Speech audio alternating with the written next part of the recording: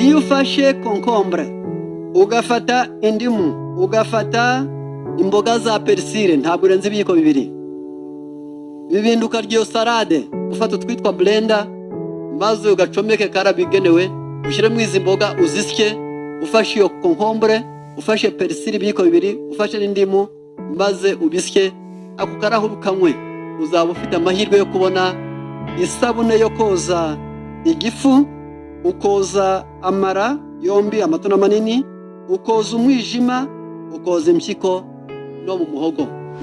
Wogeje amara ntiwagwara hemoroide, wogeje amara ntabwo wagira za nduru z'imyuka myinshi mu nda, turi imibe, usuragura, unutse umwuka, ntabwo byaba. Noneho wogeje impyiko burya zamera neza, wakwihagarika neza, ntiwacika umugongo, ntiwagira inyota ya nijoro, ntiwagira imyuni itagira impamvu. Fata iyo ndimu, fata concombre, fata persile, bisye unywa ayo mazi yabyo, uzabikore kane mu cyumweru, uzabikora iminsi 16 mu kwezi. Nyuma nudakiriza urwaye uzabonga baze ngumbe ko mwatubeshye. Persile ntabwo ari imboga zipfuye kubaho gusa, ahubwo ubwayo ifite umurimo ukomeye cyane, ituma abantu uruhu rwabo ruzana ibyuya neza, irinda indwara yo kubyimbagirana, igatuma abantu batagwara kaneki, ituma abantu batagwara umuvuduko w'amaraso, ituma abantu batagwara umwijima, ikabakingira indwara z'impyiko, ivura abantu bagwaye gute, ni umuti mwiza kuri rubaga impande. Abigimba bakabura imihango badatwite barayikeneye, ituma abantu bataribwa bari mu mihango, yongera ubushobozi ku bagabo n'abagore bwo kubaka urugo, ituma inkari z'umuntu ziba nziza. Boka mu ndimu ikombalo gaze, irwanya imyuka myinshi mu nda, fortifie l'estomac, abantu bayirya bahorana igifu gifite imbaraga. Soulage les maux de tête, ifasha abantu bagwara umutwe, le vertige, ifasha abagwara ikizungera, étourdissement et nausée, abantu batubwenge irinda indwara z'ibyuririzi, kwanduzwa n'ubusabusa utugwara twose. Wahuye n'umuntu urwaye ibicurane ngo biragufashe, wahura n'urwaye inkorora ngo wayirwaye, bityo irinda indwara z'ibyuririzi. Diuretique, mu nzira zo kwihagarika nk'impyiko, uruhago, imiyoboro iva mu mpyiko ijya mu ruhago, iva mu ruhago ijya hanze, iyo yose ivurwa na onyo.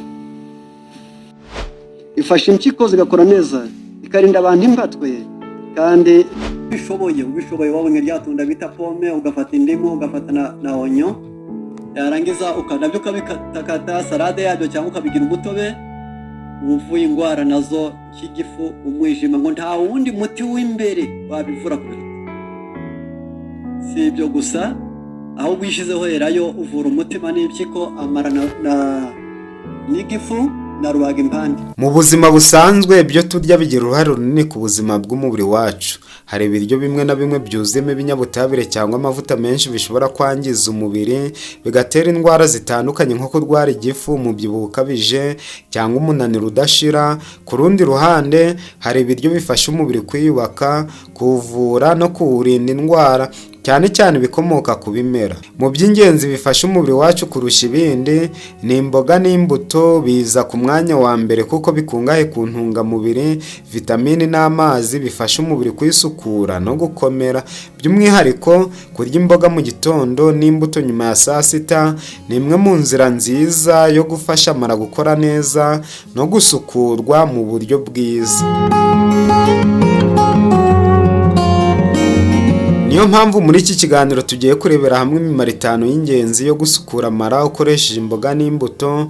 Imimaro imwe twagiye tuyivugaho hamwe na mwene data wundi, ariko uyu mwanya tugiye kureba muri rusange uburyo bwiza bwo gukoresha imbuto n'imboga kandi bikatugirira imimaro myinshi.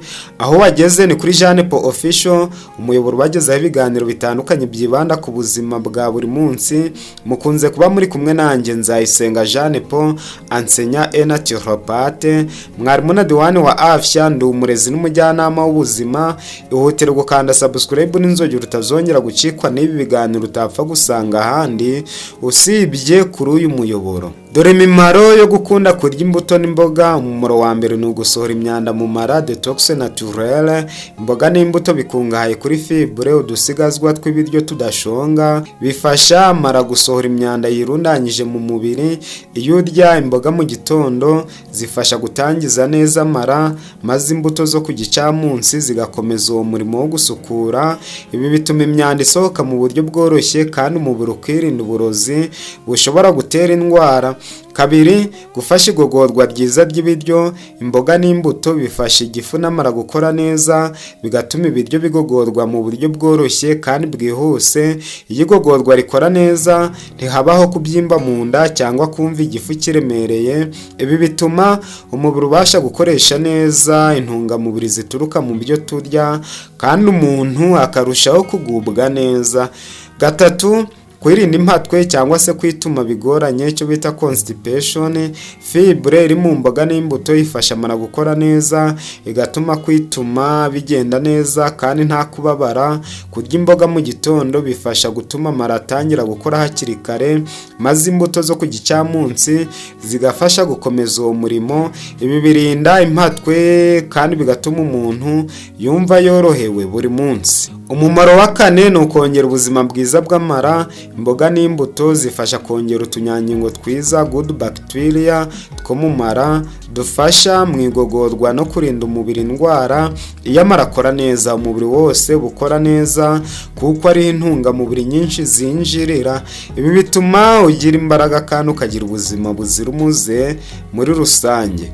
Umumaro wa gatanu, kugabanya ibibazo byo mu nda no mu gifu. Kurya imboga n'imbuto bigabanya ibibazo nko kuribwa mu nda, kubyimba cyangwa aside nyinshi mu gifu. Bifasha gutuza igifu no kurinda inkuta z'amara kwangirika. Ibi bituma umuntu ahora yumva atuzuye kandi agahora atuje, afite ubuzima bwiza bwo mu nda. Mu gihe tugiye kugera ku musozo, munyemere mbasangize n'aya mahame y'ubuzima umuntu yagenderaho akagira ubuzima bwiza. Ntabwo wemerewe kurya imbuto urangije kurya, kandi ntabwo wemerewe kuzirya buri kanya. Ntabwo wemerewe kuvanga imbuto n'imboga mbisi, kandi ntabwo wemerewe kuzirya wenda kuryama ngo nuko zitagora igifu. Oya, ukwiriye kuzirya hakiri kare kugira ngo urusheho kugira ubuzima bwiza, kandi ukamenya yuko nubwo ibi bintu ari byiza, gahunda nziza umuntu akwiriye kugenderaho kugira ngo arusheho kugira ubuzima bwiza ni ukurya kabiri ku munsi, akarya mu gitondo na nyuma ya saa sita ho gato, cyane cyane hagati ya saa 8 na saa 10. Ibi bihe ni byo byiza umuntu akwiriye gufatiramo ibyo kurya ibyo ari byo byose kugira ngo abashe kugira ubuzima bwiza. Yaba yigiriye neza, yabifatamo imbuto, akaba yivuye indwara nyinshi. Muri make, imboga n'imbuto ni ingenzi cyane mu gusukura amara no kubungabunga ubuzima bwiza bw'umubiri. Nubwo hari ibiryo byinshi abantu bakunda bishobora kwangiza umubiri, guhitamo kurya ibikomoka ku bimera, cyane cyane imboga mu gitondo n'imbuto nyuma ya saa sita, ni imwe mu nzira nziza yo kwirinda indwara no gusukura umubiri imbere. Iyo bigize akamenyero, bituma amara akora neza, ugira igogorwa ryiza, kandi ukabaho ufite imbaraga n'ubuzima burambye. Ni byiza rero kubishyira mu buzima bwa buri munsi kugira ngo tugire ubuzima buzira umuze kandi burambye mu buryo bwiza. Inshuti bavandimwe, ubwo mudahwema kubana natwe buri munsi, mwigiriye neza ubwo mwamaze gukanda subscribe n'inzogera. Gusa wowe niba ari bwo bwa mbere twari duhuriye muri ibi biganiro, nawe yikande, uzarushaho kugira ubuzima bwiza. Niwumvire inama tudahwema kugusangiza buri munsi. Akaryoshye nakagaruka, naho butaha. Inshuti muvandimwe, niba umaze igihe warazonzwe n'umuvuduko ukabije w'amaraso na diyabete, koresha uyu muti umwe uzabasha gukira neza kandi ugubwe neza mu gihe cy'amezi 2. Wowe fata igitunguru ugikate neza, numara kugikata ukamuriremo indimu, hanyuma uvangemo ibiyiko 2 by'amavuta ya elayo. Iyi salade uzaje uyirya ku manywa ugiye kurya ibyo ku manywa, hanyuma ujye uyikoresha iminsi 4 ya buri cyumweru, urangize amezi 2 indwara zawe zizabasha gukira neza. Icyakora bisaba no kubahiriza amahame yo kubyuka unywa amazi y'akazuyaze mu gitondo, hashira isaha ukarya ibyo kurya bitunganyije neza, ukongera kunywa amazi mu masaa 6, hashira amasaha 2 cyangwa 3 ukarya ibyo kurya n'ubundi bitunganyije neza. Ahangaha tuba dushatse kurinda abantu kurya ibyo kurya bya nijoro, kuko byagaragaye yuko ari byo ntandaro y'indwara nyinshi.